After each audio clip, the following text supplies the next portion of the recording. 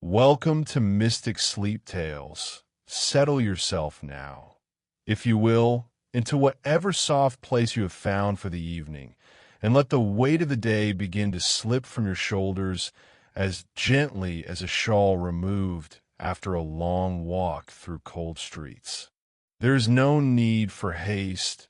no requirement to be anywhere but precisely where you are at this moment, with the quietness of the night gathering around you like a familiar blanket. Your breathing can slow to whatever pace feels most comfortable, and your body may release whatever tension it has been holding throughout the hours that have passed, letting each muscle soften and each thought drift into the background where it belongs. The evening is yours alone, a space carved out from all the demands and duties that fill the daylight hours. And in this space, there is room only for rest and for the slow, unhurried settling that comes when the world outside recedes and the world within becomes soft and still. You need not do anything at all but listen, if you wish, or simply let the words wash over you like the gentle lapping of water against a shore, meaningless and soothing in their rhythm. Your eyelids may grow heavy if they choose, or they may remain open, gazing at nothing in particular, and either way is perfectly acceptable, perfectly right for this moment. There is a room, you see, in a building that stands somewhere in the heart of England during the latter years of Queen Victoria's long reign, and this room exists outside the rush of time, outside the urgency that characterizes so much of daily life, even in that period of gaslight and horse-drawn carriages. The building itself is one of those solid Victorian structures built of London brick, darkened somewhat by the coal smoke that hangs perpetually in the urban air, for stories tall with narrow windows that look out onto a street where the traffic of the day has long since diminished to occasional footsteps and the distant rumble of a late cab making its way home. Inside this building, on the second floor where the stairs turn at a landing graced with a tall window of frosted glass, there sits a room that serves a particular purpose in the daily operations of a small firm of accountants and solicitors. It is not a grand room, nor is it particularly small, measuring perhaps 15 feet by 12, with a ceiling that rises to a height sufficient to accommodate the gas fixture that hangs from its center, a simple brass fitting with a single mantle enclosed in a globe of milk-white glass that diffuses the light into a soft, warm glow that touches every corner with equal gentleness. The walls of this room are papered in a pattern that was fashionable some years ago, a repeating design of narrow vertical stripes in shades of olive green and cream, the colors muted now by time and by the slight accumulation of dust and smoke that inevitably settles on all surfaces in a city heated by coal fires. The paper is beginning to show its age at the seams near the ceiling, where a small separation has occurred, and in one corner near the door there is a water stain the shape of an elongated teardrop, evidence of some long-ago leak that has been repaired, but whose mark remains as a kind of historical notation, a reminder that even the most solid structures are subject to the gradual wear of time and circumstance. The floor is covered with linoleum in a pattern meant to resemble parquet, arranged in squares that create a diagonal effect when viewed from the doorway. And this practical covering, though it lacks the warmth of genuine wood, has the advantage of being easily cleaned and maintained, an important consideration in a room that sees regular foot traffic throughout the working day. A narrow border of darker material runs along the edge where the floor meets the skirting board. This baseboard painted in the same cream color as the stripes on the wallpaper, though the paint here shows chips and scuffs where boots and the legs of furniture have made contact over the years. Against the far wall, directly opposite the door, stands a hearth of modest proportions, its surround made of cast iron painted black, with a simple mantelpiece of dark wood that extends perhaps 8 inches from the wall and provides a resting place for a small brass clock, the kind with a round face and Roman numerals, its tick barely audible in the stillness of the evening, but present nonetheless. A soft reminder of time's passage that seems less insistent here than it does in the daylight. Hours.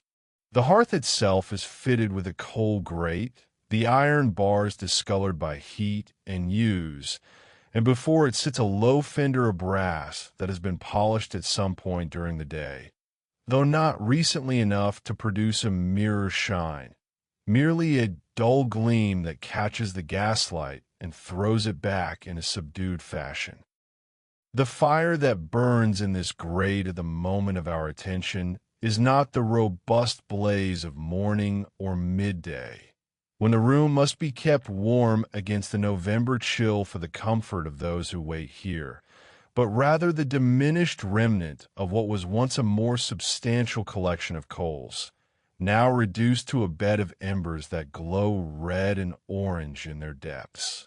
occasionally sending up a small tongue of blue-tinged flame when a pocket of gas finds sufficient heat to ignite.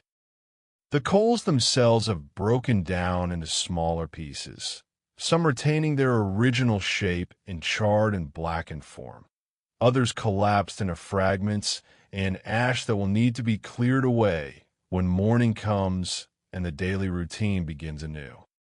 This fire produces very little smoke now, the coals having burned past their initial phase of dense emission, and what smoke there is rises slowly up the chimney, drawn by the draft that has been carefully adjusted by means of a small lever set into the fire back, a mechanism that controls the flow of air and thus the intensity of the burn. The warmth that radiates from these embers is gentle rather than forceful, extending perhaps 6 or 7 feet into the room before dissipating into the general coolness of the November evening, creating a zone of relative comfort immediately before the hearth, while leaving the far corners of the room noticeably cooler, though not uncomfortably so.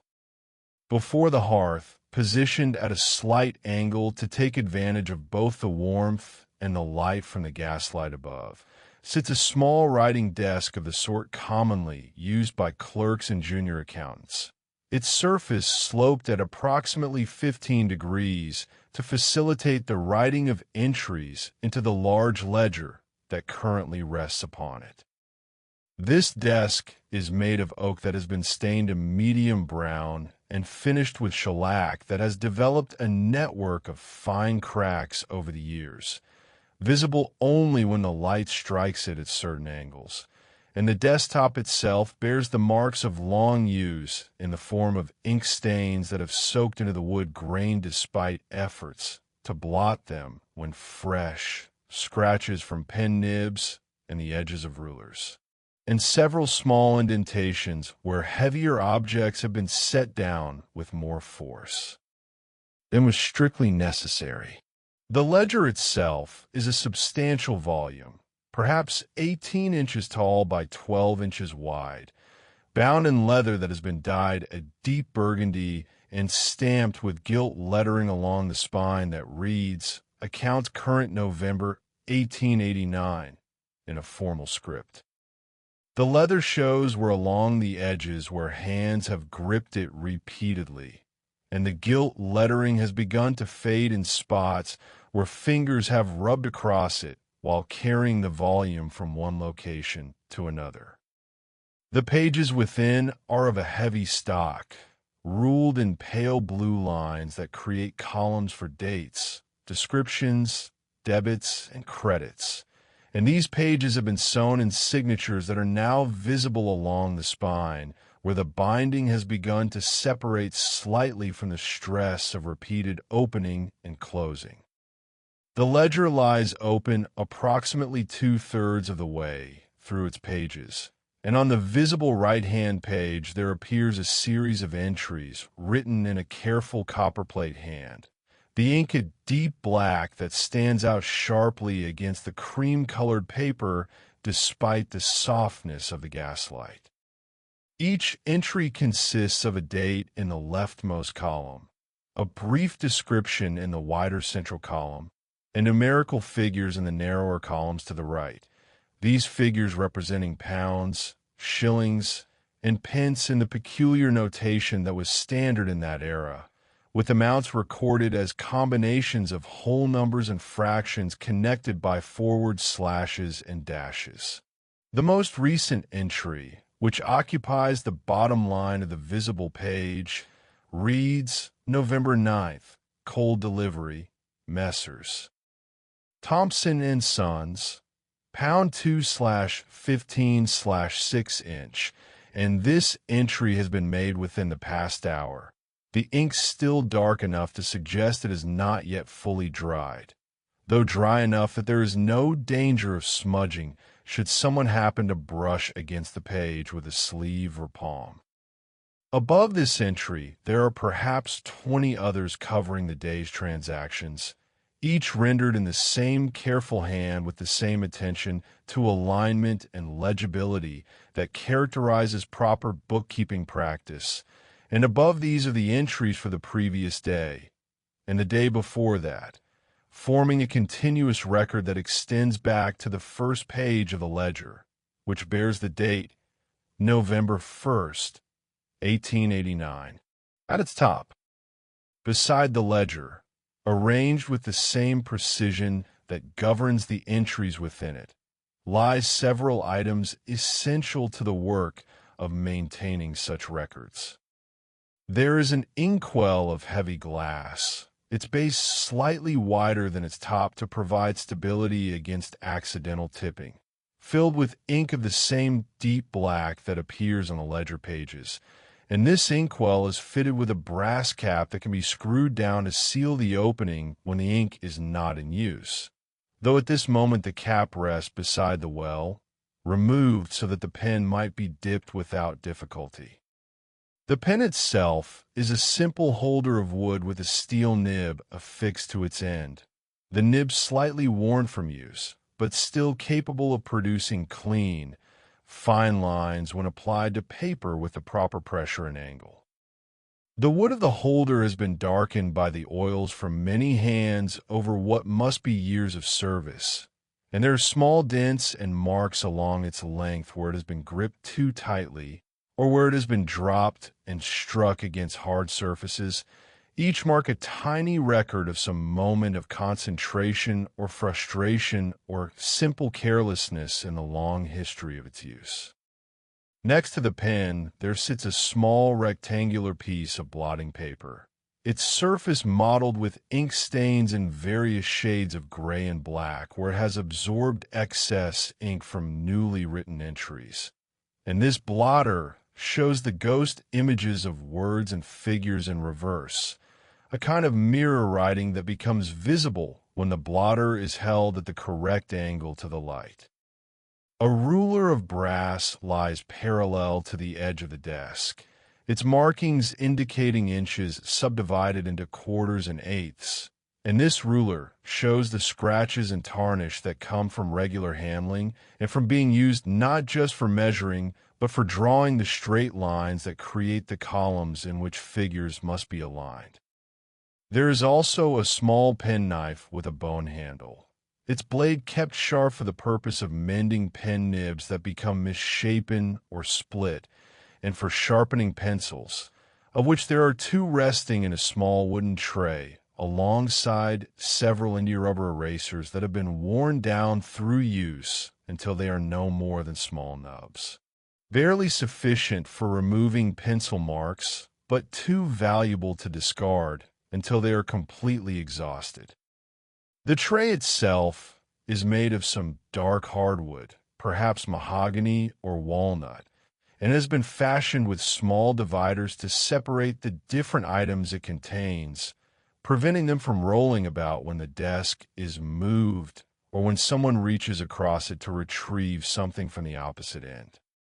The chair position before this desk is of the sort known as a clerk's chair, with a round seat upholstered in horsehair, covered with dark green leather that has been fastened to the wooden frame with brass tacks arranged in a decorative pattern around the perimeter.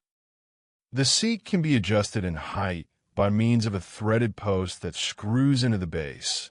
and this mechanism has been set at a level that suggests it was last used by someone of average height, someone who would sit with feet flat on the floor and arms at a comfortable angle to work at the sloped surface of the desk. The back of the chair is a curved piece of wood that provides support for the lower spine without extending high enough to interfere with the movement of the arms. And this backrest shows the same kind of wear as the desk, with areas of lighter color where the finish has been rubbed away by repeated contact with fabric and flesh. The chair is currently empty, pushed back slightly from the desk, as if its occupant has just risen and stepped away for a moment, though in fact no one has sat in this chair for the better part of an hour, not since the senior clerk completed the final entries of the day and closed the ledger with the same careful precision that characterizes all his actions in this room. The slight indentation in the seat cushion suggests where weight was most recently applied, and the cushion is slowly returning to its natural shape, though leather and horsehair do not spring back with the immediate responsiveness of more modern materials, so the depression remains visible for some time after the pressure has been removed.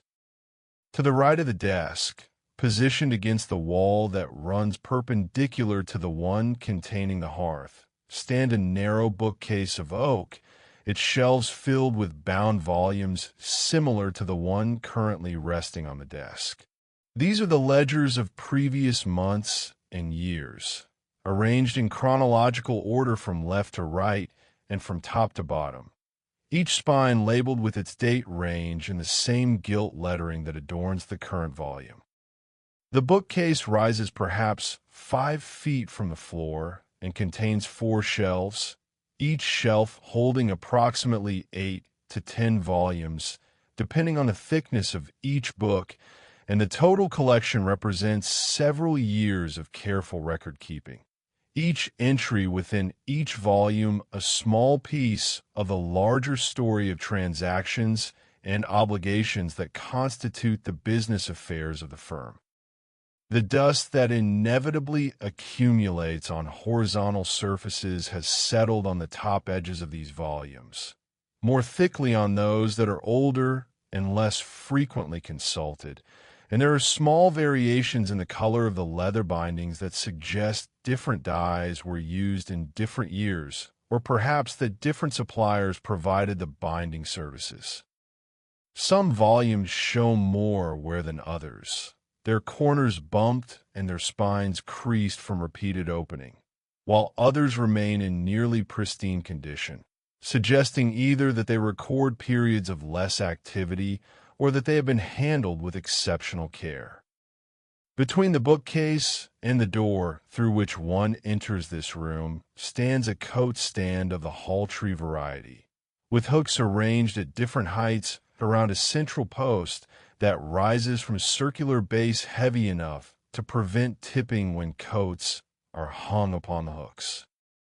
Currently, there are no coats occupying these hooks, all such garments having been removed and taken away when their owners departed at the end of the working day, but the coat stand remains in its position as a kind of sentinel, ready to receive whatever burden might be placed upon it when morning comes and the daily routine begins again. Near the door itself, mounted on the wall at approximately chest height, there is a small wooden box with a slanted top and a narrow slot through which papers can be inserted, and this box serves as a repository for items that need to be delivered to other parts of the building or that have been received from elsewhere and await collection by their intended recipients. The box is currently empty, its interior visible through the slot as a space of shadow and pale wood that holds nothing but air and possibility. All the day's communications having been collected and distributed before the offices closed for the evening. The door itself is a standard Victorian interior door of panel construction, painted in the same cream color as the skirting boards, with a brass knob that has been polished smooth by countless turnings of hands both coming and going. The door stands very slightly ajar at this moment. Not quite closed, but not open wide enough to permit easy passage, as if someone passed through and pulled it shut behind them, but did not quite engage the latch, leaving a gap of perhaps 2 inches through which a sliver of the hallway beyond is visible. Though for most positions within the room, this gap reveals nothing more than a narrow strip of the opposite wall, with its own similar pattern of wallpaper in slightly different shades. Above the door there hangs a small rectangular transom window of frosted glass, its purpose to admit light from the hallway into the room, even when the door is closed, though at this hour the hallway itself is dark, the gas fixtures there having been turned off for the night to conserve fuel. So the transom window now serves no practical purpose beyond its architectural presence as a design element that softens the transition between wall and ceiling and provides a sense of greater height too. What might otherwise feel like a cramped space. The ceiling itself deserves some attention, for it is not the simple flat plane that one might expect, but rather a surface embellished with decorative plasterwork in the form of a central medallion from which the gas fixture depends. This medallion is circular, perhaps 18 inches in diameter, with a pattern of acanthus leaves radiating from its center, and this pattern has been painted the same cream color as the walls and trim, though the paint sits more thickly in the recessed areas of the design, creating subtle variations in shade that become apparent only when one looks directly upward and studies the surface with some attention.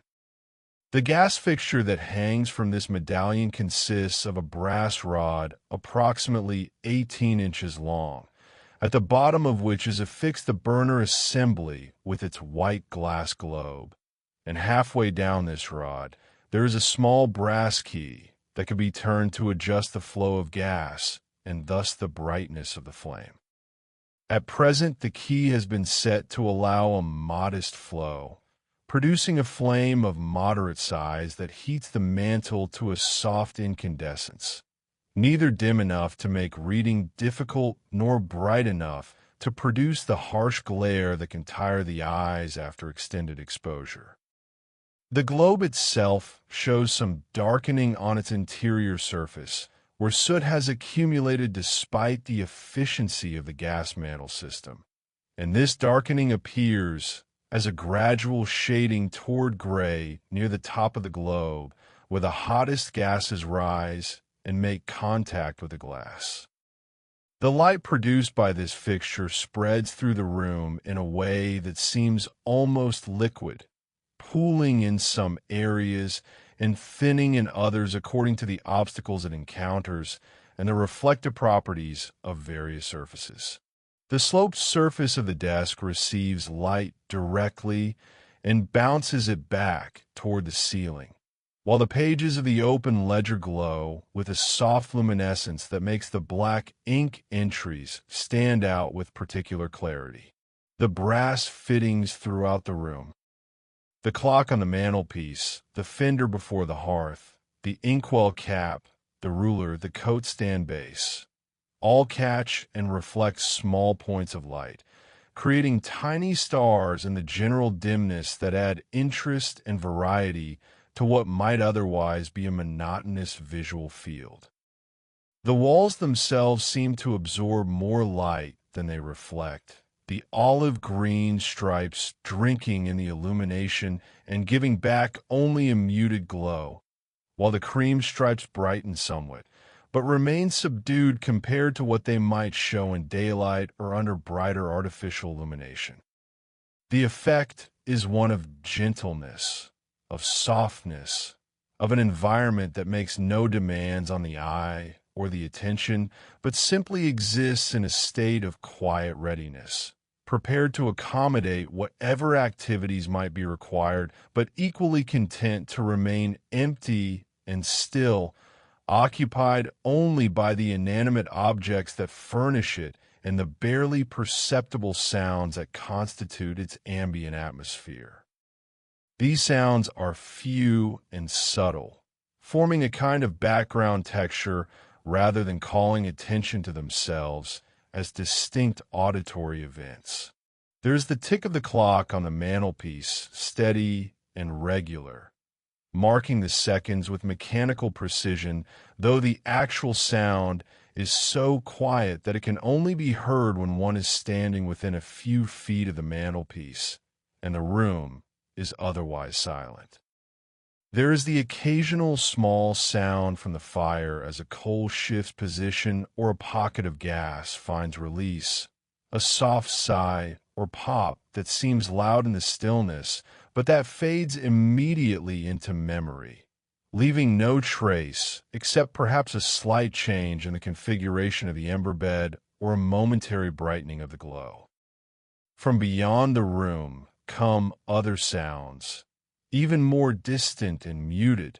filtered through walls and doors and the general mass of the building until they are barely distinguishable from silence itself. The sound of footsteps on the floor above, where someone moves from room to room in the act of securing the premises for the night, checking windows and doors and making sure that all is in order before departing. The sound of a door closing somewhere along the hallway, not with a slam, but with the gentle click of a latch engaging, followed by the diminishing sound of footsteps descending the stairs toward the ground floor and the eventual exit to the street. The building itself produces sounds, the small creaks and settlings that come as wood and brick and plaster adjust to changes in temperature and humidity, expanding slightly or contracting slightly in response to the cooling of the evening air outside and the gradual dissipation of the heat that was generated during the day by fires and gas lights and the presence of human bodies moving through the spaces. These sounds have no pattern or regularity, but occur as random events, sometimes several in close succession, and then nothing for long periods, each one a tiny assertion of the building's physical reality and its constant, imperceptible state of flux. The clock on the mantelpiece indicates, through the position of its hands, that the hour is approaching 7 in the evening, the minute hand pointing nearly straight up and the hour hand well past the 6 and making its way toward the 7. Though from certain angles in the room, the Roman numerals on the clock face are difficult to read with precision, the gaslight creating small reflections on the glass cover that obscure the details.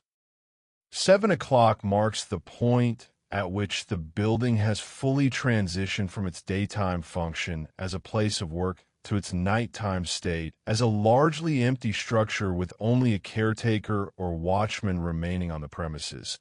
And this transition is not marked by any sudden change, but rather by the gradual accumulation of small absences, the absence of voices, the absence of footsteps, the absence of papers rustling and pens scratching and chairs being pushed back from desks. The waiting room, for such is the designation of this space we have been observing, serves during the working day as a place where clients and visitors are asked to remain until they could be received by one of the firm's principals in an inner office.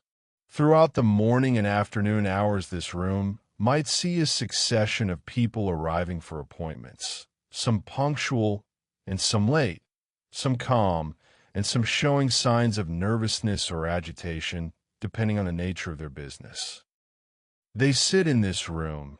some for only a few minutes, and some for considerably longer if a scheduled appointment, before there's runs past its allotted time, and they occupy themselves in whatever ways people have always occupied themselves while waiting, by reading whatever printed material might be provided, by examining the details of the room itself, by letting their thoughts wander wherever thoughts go when there is nothing urgent requiring attention. But at this hour, the waiting room stands empty of such temporary occupants, returned to its default state as simply a room, a space defined by walls and ceiling and floor, furnished with objects arranged according to practical considerations and long-established habit, maintained at a comfortable temperature by the fire in the hearth, and illuminated by the gaslight overhead to a degree sufficient for basic visual navigation, but not for detailed work. In this state, it resembles nothing so much as a stage set between performances, all the props in place and the lighting adjusted, but no actors present to animate the space with their movement and speech and the thousand small interactions that constitute human activity. The senior clerk who completed the final entries in the ledger before departing did not close the book completely, but left it open, as we have observed, perhaps with the thought that it would need to be consulted first thing in the morning when work resumed, and this small economy of effort, saving himself the trouble of opening the heavy cover when he returns, speaks to a mind concerned with efficiency and the conservation of unnecessary motion,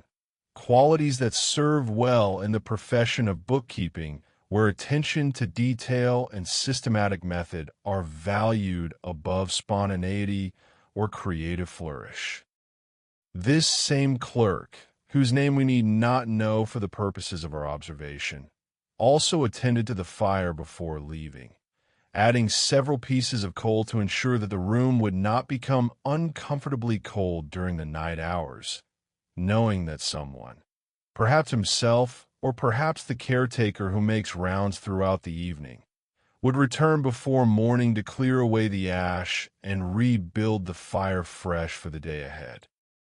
The coals, he added, have now burned down to form part of the general ember bed we have observed, no longer distinguishable as separate pieces, but merged into the common mass of glowing material that produces the steady, gentle warmth radiating into the room. He also adjusted the gaslight to its current setting, turning the key to reduce the flame from the brighter level needed for working with figures and close writing to this softer level that provides adequate illumination for movement through the space without wasting fuel on light that no one will use. This adjustment was made with the practiced precision of someone who has performed the same action hundreds or thousands of times, someone who knows exactly how far to turn the key to achieve the desired result without having to observe the flame and make corrections, whose hands have memorized the motion through repetition until it becomes as automatic as breathing. Before leaving, he also positioned the chair at its current distance from the desk, neither pushed fully into the desktop as one might do in a private home where neatness is the primary consideration, nor left pulled far out as it would be if someone had just risen in haste or without thought for the appearance of the room. The distance, perhaps 18 inches between the front edge of the seat and the edge of the desk, represents a compromise between these extremes, a position that acknowledges the room will be unoccupied for some hours, but that does not presume to make it appear as if no one ever works here, a balance between tidiness and functionality that characterizes the general approach to maintaining this space. The arrangement of the items on the desk similarly reflects this balanced approach, each item in its proper place, according to a system that has been established through practice and maintained through habit, yet not arranged with such rigid formality that the surface appears sterile or unused.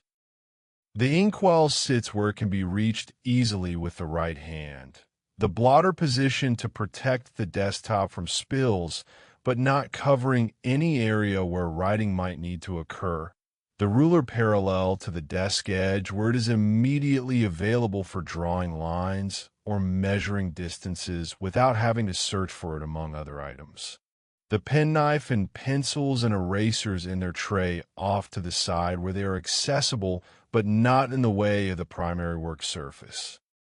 This systematic arrangement extends to the bookcase as well, where the ledgers stand in their chronological sequence, spines aligned at the front edge of each shelf so that no volume projects beyond its neighbors or recedes behind them,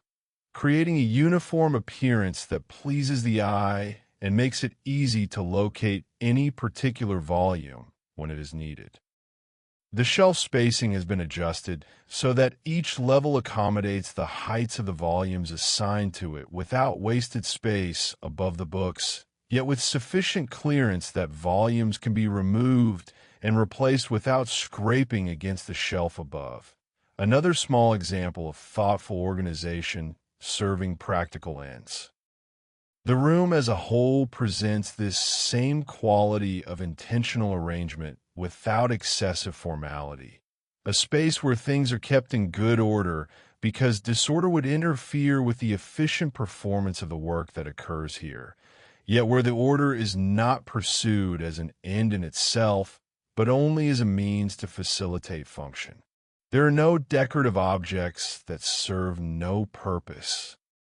No paintings on the walls, no ornamental vases on the mantelpiece, no carpets chosen for their pattern rather than their durability. Yet the room does not feel austere or inhospitable because the objects that are present have been selected with some attention to their appearance as well as their utility. The brass fittings chosen for their pleasant gleam, the leather bindings of the ledgers for their rich color, the cream and olive wallpaper for its quiet dignity. As the minute hand of the clock continues its slow rotation, moving imperceptibly from one position to the next with the mechanical steadiness that characterizes all properly maintained timepieces, the room continues its own existence independent of any observer, its various elements interacting with each other in ways that require no conscious attention or intervention. The fire gradually consumes the coal that feeds it, converting the solid matter into heat and light and ashen gases that rise up the chimney and disperse into the evening air above the building. The gaslight above continues its steady burn, the flame heating the mantle to incandescence and the mantle radiating light into the surrounding space. And this process consumes the gas that flows through the pipes buried in the walls, gas that was manufactured elsewhere in the city and distributed through an extensive network of underground mains and service connections to provide illumination to thousands of homes and offices and shops. The temperature of the room changes gradually as the evening progresses and the fire diminishes. The warmth that accumulated during the day slowly. The brass clock on the mantelpiece continues its mechanical function, its internal springs and gears engaging and disengaging in the precise sequence that was designed into its mechanism when it was manufactured at some factory years ago. Each tooth on each gear meshing with its corresponding element at exactly the right moment to produce the steady rotation of the hands and the regular tick of the escapement. This clock requires winding once each week, typically performed on Monday morning when the working week begins,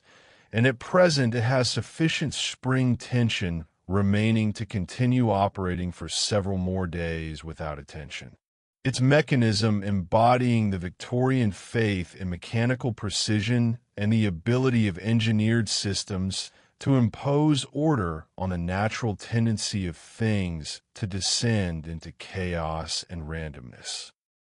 Somewhere beyond the walls of this room, in other parts of the building and in the street outside, and in the thousands of other buildings that constitute the fabric of the city, life continues in its various forms. People sitting down to evening meals in their homes, preparing for the night's rest, or heading out to theaters or public houses.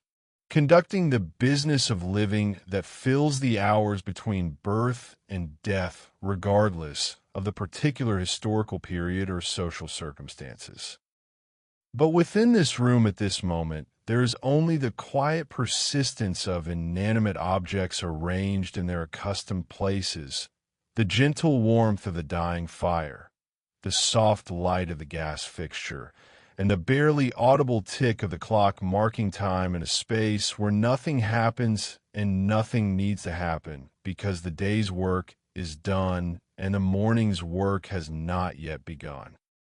The shadows in the room shift almost imperceptibly as the fire diminishes and the angle of light from the gas fixture changes relative to the various objects that cast shadows.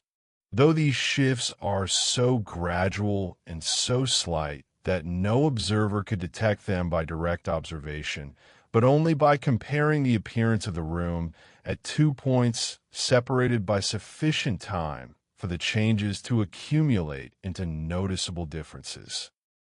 The shadow cast by the coat stand moves across the floor by perhaps an inch over the course of half an hour. The shadow of the desk chair lengthens slightly as the fire dims and provides less supplementary illumination. The shadows within the bookcase deepen as the evening progresses and the ambient light level decreases by incremental degrees too small to be consciously perceived, but real nonetheless. The air in the room circulates in slow, complex patterns driven by the temperature differentials between warm and cool areas, by the rising of heated air from the fire and the gas flame, by the settling of cooled air near the walls and windows, and these patterns create currents that are far too gentle to be felt as drafts, but that nonetheless move the air through the space, carrying with it the various scents that characterize the room. The faint smell of coal, smoke, the slight odor of gas that is never entirely absent when gas lighting is in use, the smell of leather from the ledger bindings and the chair upholstery, the wood smell of the furniture and the wallpaper paste, and underlying these specific scents, the general smell of a room that has been used by human beings for their purposes. A smell too subtle and familiar to be consciously noticed by anyone who works in this space regularly, but that would be immediately apparent to a visitor from outside. The window that looks out onto the street, positioned on the wall to the left of the hearth as one faces it, shows through its panes of glass the darkness of the November evening, the street lamps below casting insufficient light to illuminate the interior of this second-floor room. And the window itself functions at this hour less as a source of illumination or a means of viewing the outside world than as a boundary that separates the controlled environment within the room from the uncontrolled environment without. The glass of the window is cold to the touch, its temperature approaching that of the outside air, and on its interior surface there has begun to form a very thin layer of condensation where the warmer, moister air of the room makes contact with the cold glass, though this condensation is not yet sufficient to obscure the view or to run down the pane in visible rivulets. Beyond the window, barely visible in the darkness, the architectural details of the buildings across the street can be dimly perceived. The cornices and window frames, the chimneys rising above the roof lines, the occasional lighted window, showing where someone has not yet drawn their curtains, or where a gas fixture illuminates a room on an upper floor. The street itself is quiet at this hour, the daytime traffic of wagons and carriages having subsided to occasional passages, and the pedestrians who do pass by are hurrying toward their destinations rather than strolling or stopping to conduct business, their forms appearing briefly in the pools of light beneath the street lamps, and then vanishing into the darkness between them. The life of the city continues its endless cycle of activity and rest, of business and domesticity, of public and private existence. And this room participates in that cycle in its own small way, serving its designated function during the hours when function is required and resting in quietness during the hours when it is not needed. There is no drama here, no conflict or resolution, no narrative arc leading to climax and denouement, only the steady persistence of things being what they are and serving the purposes for which they were created. And in this persistence, there's a kind of peace that might be appreciated by anyone seeking respite from the demands and complications of more active forms of existence. The hour hand of the clock moves closer to the 7. There will be some minutes yet before it reaches that position, and the clock mechanism begins the sequence that will, at the conclusion of 7 full rotations of the minute hand, produce the chime that marks the hour. The mechanism of this clock includes a bell that can be struck by a small hammer operated by the clockwork, and this bell will sound 7 times when the appointed moment arrives. Each strike separated from the next by approximately 2 seconds, the sound echoing briefly in the quiet room before dissipating into the general silence. But that moment has not yet arrived, and until it does, the room continues in its present state, unchanging except for the gradual, nearly imperceptible alterations brought by the passage of time and the slow progression of various physical and chemical processes. The ember bed in the hearth has taken on a configuration that will persist for some, while yet before continuing to break down into ash. The larger pieces of coal having burned down to sizes that are nearly uniform,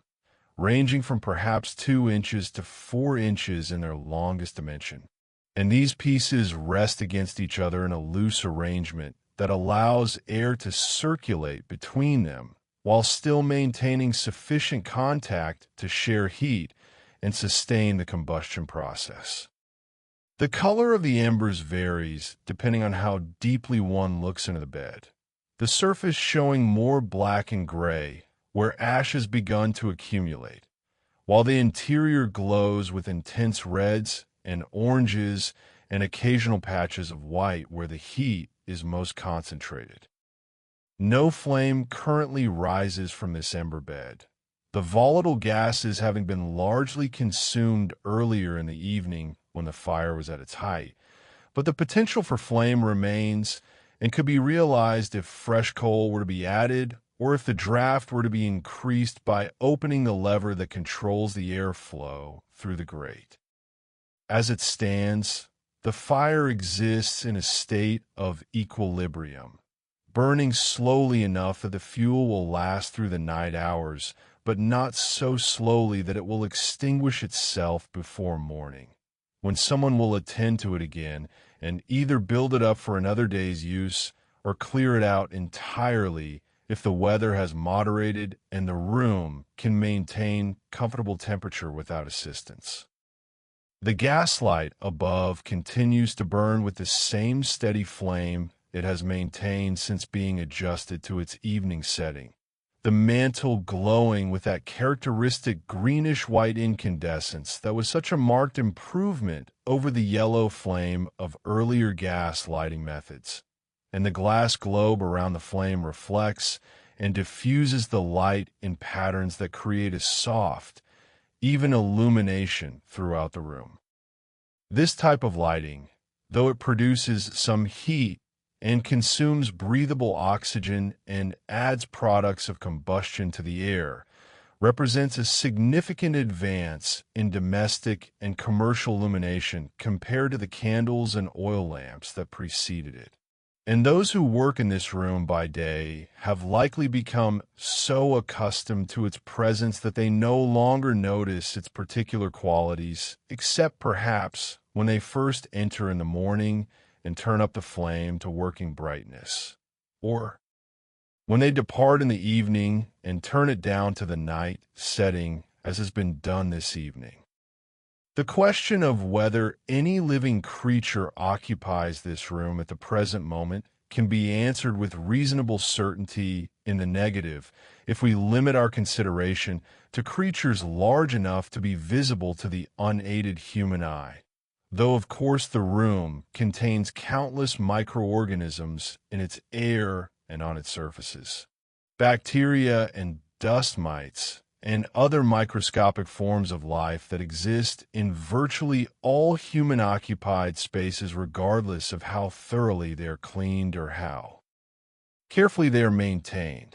There are no mice in evidence, no insects crawling across the floor or walls, no spiders visible in the corners where webs might be built. The room is kept sufficiently clean and well sealed that such creatures have either found no entrance or have been removed upon discovery. The silence of the room is broken only by those sounds we have already noted. The clock's tick, the occasional small sound from the fire, the distant footsteps from elsewhere in the building, and the extremely subtle sounds produced by the room itself and its contents as they exist in their various states of slow transformation. If one were to sit in this room, in the clerk's chair for an extended period, remaining perfectly still and allowing one's breathing to slow and one's mind to settle in a quietness, one might begin to notice sounds that are normally below the threshold of conscious perception. Sounds so quiet that they are overwhelmed by even the slightest movement or the smallest deliberate breath. And in noticing these sounds, one might achieve a state of attention that is both highly focused and utterly relaxed, aware of the present moment in its finest details, yet making no effort to change or control anything about what is being observed. The leather binding of the open ledger makes no sound as it lies on the desk surface. Yet if one were sensitive enough, one might detect the almost infinitesimal creaking of the material as it slowly adjusts to the position in which it has been placed, the leather having a kind of memory of its closed state and a tendency to want to return to that configuration, though the weight of the pages and the stiffness that has developed in the binding over time prevent any actual movement. The pages themselves might produce the faintest whisper of sound as they absorb moisture from the air and the fibers swell and shift in relation to each other, though this sound, if it can properly be called a sound at all, would be utterly inaudible to anyone actually present in the room, detectable only by the most sensitive instruments, and then only barely. The coat stands motionless against the wall, its weight distributed evenly across the circular base. And this stability is the result of careful design by whoever manufactured it, the center of gravity having been calculated to ensure that the structure will not tip even when loaded with the maximum number of coats that the hooks can reasonably accommodate. In its present unloaded state, the coat stand requires no attention and will continue to stand in its position until someone deliberately moves it to another location or until some significant disturbance, such as an earthquake or building settling, causes it to shift, neither of which seems likely to occur during the night hours we are observing. The bookcase against the wall holds its burden of ledgers without apparent effort, the shelves having been constructed of oak thick enough to support the substantial weight of the volumes, without sagging, and the vertical supports having been mortised and tenoned together with sufficient skill that the structure remains solid despite the years that have passed since its construction. Someone examining this bookcase closely might notice small variations in the color of the wood that indicate it has aged and weathered unevenly, perhaps because one side receives more direct light from the window during certain hours of the day, or because one section has been more frequently touched by hands reaching for volumes, while other sections are accessed less often. The wallpaper, which we noted earlier with its pattern of olive and cream stripes, shows signs of age not only in the separation at the seams and the water stain in the corner, but also in a general fading that has occurred where the paper is exposed to the most light during the day, this fading being more pronounced near the window, where sunlight enters the room for several hours on clear days, and less pronounced on the walls that receive only the diffuse reflection of light from other surfaces. The pattern itself, which seemed fashionable when the paper was first hung perhaps 10 or 15 years ago, has since fallen out of favor as newer styles have emerged. But in a professional office such as this, there is less pressure to maintain currency with changing fashions and decoration, and the paper will likely remain until it deteriorates to the point where replacement becomes necessary rather than merely desirable. The floor covering of patterned linoleum shows where in the areas where foot traffic has been heaviest, before the door, in front of the desk, and along the path from the door to the inner offices, with the pattern beginning to fade and the surface developing small cracks where the material has been repeatedly flexed by the pressure of passing feet. This wear is not yet severe enough to warrant replacement, and indeed linoleum of this type can last for many years if properly maintained, but eventually the pattern will wear through entirely in the most heavily used areas and the backing material will become visible, at which point the practical benefits of the covering will have been exhausted, even though the material itself might still provide some protection for the underlying floorboards. The cream-colored paint on the woodwork,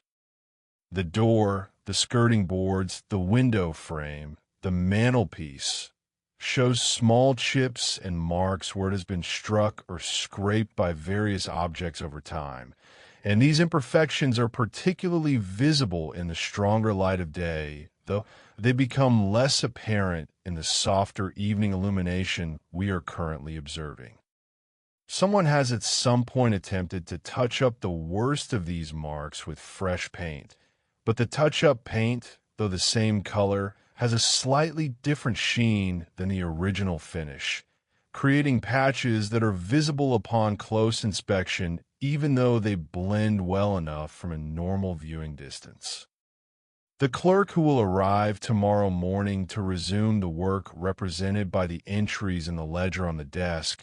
will likely spend no time consciously observing any of these details about the room in which he works, his attention being focused on the tasks at hand rather than on the environment in which those tasks are performed, yet his familiarity with this space will be absolute. His knowledge of where every item is located and how every piece of equipment functions having been acquired, through daily repetition until it has become part of his unconscious competence. He will know without thinking where to find the extra ink when the inkwell runs low, where the older ledgers are stored when he needs to verify an entry from a previous month, how far to turn the gas key to achieve the level of illumination he prefers for his work, how much coal to add to the fire to maintain the temperature that keeps his hands sufficiently warm to write without discomfort, but not so warm that he becomes drowsy and inattentive. This knowledge, born of habit and familiarity, represents a kind of relationship between the person and the space, a relationship that exists below the level of conscious thought, and yet shapes the experience of being in the room and performing the work that takes place there. The room becomes an extension of the person, or perhaps more accurately, the person and the room together form a system in which each element enables and supports the functioning of the other, the room providing the physical environment and the tools necessary for the work, the person providing the intelligence and the directed effort that gives purpose to the space and justifies its existence.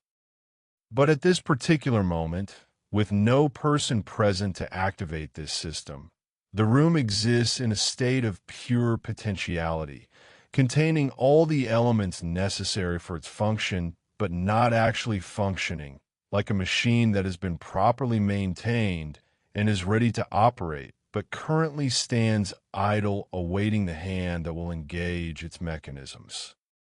There is a kind of patience in this state, not the patience of a conscious being waiting with more or less forbearance for something to occur, but rather the timeless patience of the inanimate, which neither desires nor anticipates, but simply persists in whatever state it currently occupies until external forces act to change that state. The progression towards 7 o'clock continues as the minute hand of the clock advances through its circuit, and as we approach that moment when the mechanism will engage and the bell will sound its 7 chimes, we might reflect on the nature of time itself as it manifests in spaces such as this. Time that is marked by clocks and divided into hours and minutes and seconds, as if it were a quantity that could be measured and portioned out. Yet time that is also experienced as a continuous flow, without clear divisions, a medium in which events occur and processes unfold, but which itself cannot be grasped or held or examined directly.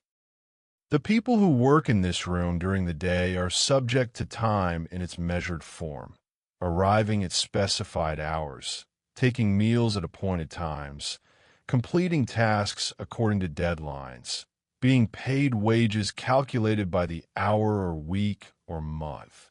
Their entire relationship to the work structured by temporal considerations that seem natural and inevitable, but that are in fact human constructions imposed on the natural flow of existence. Yet the room itself and the objects within it exist in time's other aspect, the continuous present that has no beginning or end, no urgency or delay, only the steady unfolding of physical processes governed by natural laws rather than social conventions. The coal burns because chemistry and physics dictate that carbon in the presence of oxygen and sufficient heat will combine to form carbon dioxide while releasing energy, and this process proceeds according to the inherent nature of these materials regardless of what time the clock shows or what hour of the day or night humans have chosen to call the current moment.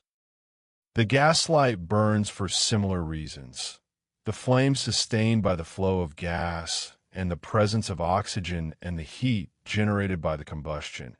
And though humans regulate the flow of gas by turning the key and thus control the size of the flame, they cannot change the fundamental nature of the combustion process itself. The clock now shows by the position of its hands that the hour of 7 has been reached, and as we observe, the mechanism engages and the hammer begins to strike the bell, producing the first of 7 chimes that will mark this hour.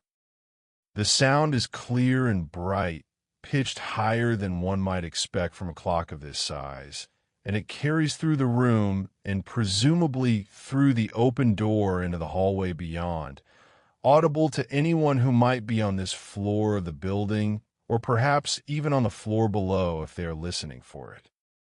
The chimes occur at regular intervals, each strike of the hammer against the bell producing a note that rings for perhaps 2 seconds before beginning to fade, and in the silence between chimes the fundamental quietness of the room reasserts itself, only to be broken again by the next strike, until all 7 chimes have sounded and the mechanism disengages and returns to its neutral state, ready to begin counting the hours until the next appointed moment when it will perform this function. Again, the sound of the final chime fades gradually rather than ending abruptly, the vibration of the bell dying away as the energy imparted by the hammer is dissipated through the air and absorbed by the various surfaces in the room. And when the sound is faded completely, the silence that remains seems deeper than it did before, as if the brief intrusion of deliberate sound has made the absence of sound more apparent and more profound. Someone somewhere in the building might have noted the hour by the sound of these chimes, perhaps adjusting their own activities accordingly, or simply noting the passage of time without taking any particular action in response. And if there is a watchman or caretaker making rounds through the building, he might have heard the chimes and made a mental note that the clock in the waiting room is functioning properly and keeping accurate time. One less thing to be concerned about in the catalog of items that require monitoring. But whether anyone heard the chimes or not, whether they were noted and remarked upon, or simply registered unconsciously and immediately forgotten, the clock has performed its function and now continues its mechanical operation, counting the seconds and minutes toward the next hour when it will sound again. The fire in the hearth has progressed further into its slow decline, the bed of embers now perhaps an inch lower than it was an hour ago, the individual pieces having broken down into smaller fragments as they burned and settled into a more compact arrangement. The glow remains constant and reassuring, and the heat continues to radiate into the immediate vicinity of the hearth, though someone standing across the room near the door or the bookcase would find the temperature noticeably cooler than someone seated near the fire. This gradient of temperature across the room creates different zones of comfort, and the positioning of the desk at an intermediate distance from the hearth represents a compromise between warmth and convenience, close enough to the fire to benefit from its heat, but not so close that the heat becomes oppressive or that the light from the flames interferes with the careful reading of figures in the ledger.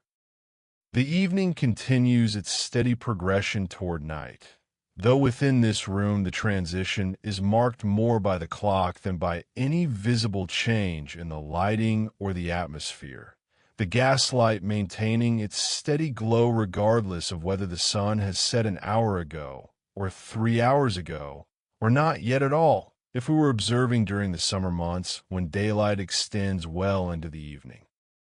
This independence from natural light is one of the great achievements of gas illumination, freeing human activity from the constraints of the solar cycle and allowing work to continue after dark with nearly the same ease and efficiency as during the day. Though, of course, at the cost of burning fuel and accepting the various inconveniences and hazards associated with maintaining flame and managing combustion products in enclosed spaces. The desk and ledger and writing implements remain in their accustomed places, ready to be used when morning comes and the clerk returns to continue the work that was left at the end of the previous day. The entries in the ledger represent transactions that have been completed, obligations that have been incurred or satisfied, movements of money or goods that have been recorded in permanent form so that they can be referenced in the future when questions arise or accounts need to be balanced or reports need to be prepared for clients or for internal management purposes. Each entry is small in itself,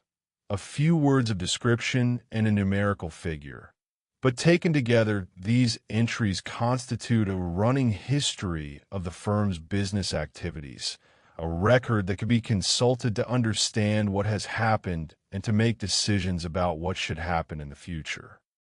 This record-keeping function, so mundane and so essential to commercial life,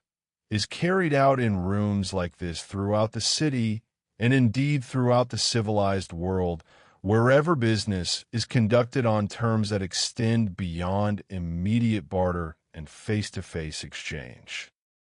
The system of double-entry bookkeeping, with its debits and credits carefully balanced, provides a mechanism for tracking complex networks of obligations and assets, allowing businesses to grow beyond the scale that any individual could manage through memory alone, and supporting the development of credit and investment and all the other financial instruments that characterize modern commercial society. But these larger considerations are far from the immediate experience of being in this room at this moment, where the focus is not on abstract systems or economic theory, but on the simple physical reality of a space containing certain objects arranged in certain ways for certain purposes, a space that will serve those purposes again when required, but that currently exists in a state of rest, conserving its resources and maintaining its readiness without any consciousness of doing so, because consciousness is not required for the performance of these functions.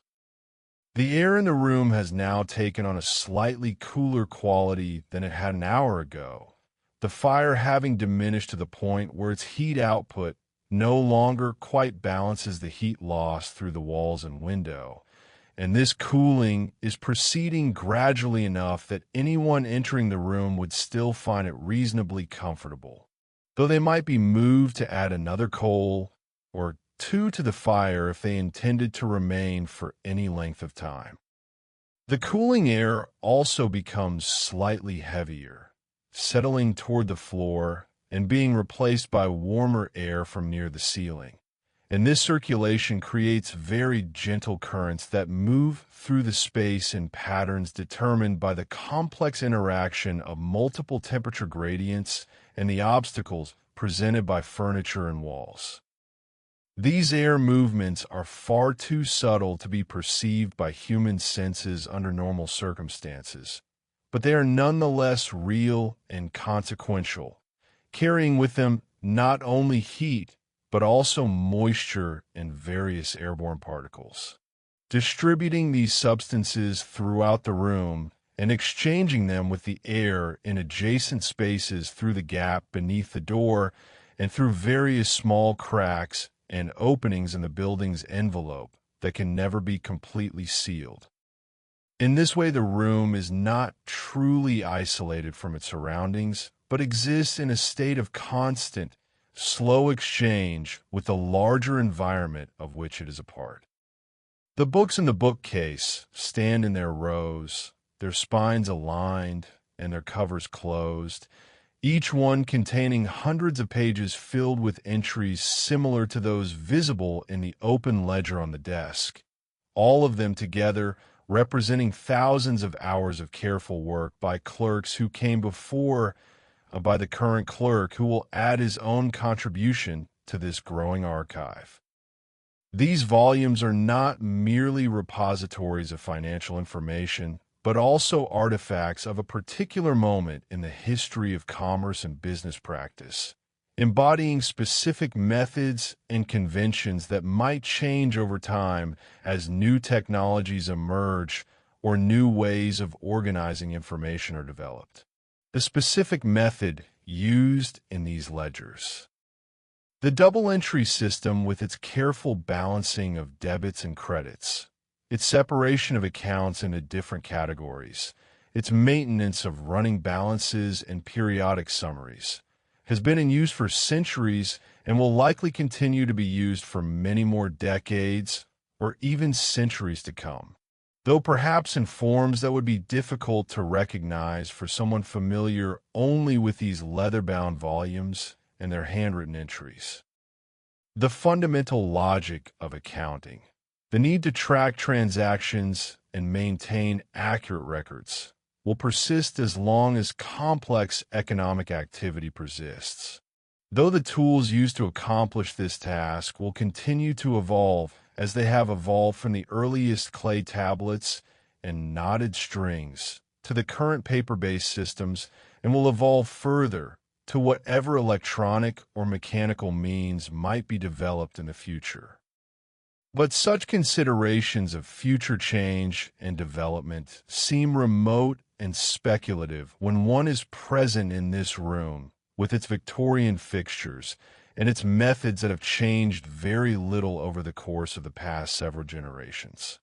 There is a sense of stability here, of established practice and proven procedures, of a world that knows itself and its requirements and has developed effective means of meeting those requirements without constant disruption or reimagination. This stability may be illusory, the world being always in flux beneath its apparent permanence. But within the limited scope of this room and this moment, the illusion is complete and convincing. The evening progresses toward 8 o'clock, though whether we choose to remain observers until that hour arrives, or whether we let our attention drift away to other matters or to sleep itself, is a question that each individual must answer according to their own inclinations and needs. The room will continue to exist in its current state regardless of whether we observe it. The fire will continue to burn down. The gaslight will continue to illuminate the space. The clock will continue to mark the hours, all according to their inherent natures and the laws that govern their behavior. And in this continued existence, there is a kind of comfort, a reassurance that the world proceeds in orderly fashion even when we are not attending to it, that the structures we have built and the systems we have established possess a degree of robustness that allows them to function without constant supervision. And so we might let ourselves rest now, having observed what there is to observe in this quiet space, having noted the details of its furnishing and its operation, having spent time in the company of its patient stillness and its gentle routines. There is nothing here that demands our continued attention, nothing urgent or alarming, only the soft light and the mild warmth and the subtle sounds of a room going about its quiet business of existing through the evening hours. If you have found some measure of peace in this observation, some lessening of the day's tensions, some descent into the relaxed state that precedes sleep, then the time has been well spent, and you may now let go of even these words and images and drift into whatever rest awaits you. Thank you for allowing me to guide you through this tranquil evening scene from long ago. I hope it has brought you some peace and comfort as you prepare to rest. If you enjoyed this journey into quiet Victorian serenity, perhaps you would consider leaving a kind comment or subscribing and liking to hear more stories like this designed for peaceful sleep. Rest well and let the worries of the day slowly fade away like the softness of a gas lamp in the morning. Remember, tomorrow is the first day of the rest of your life. Good night.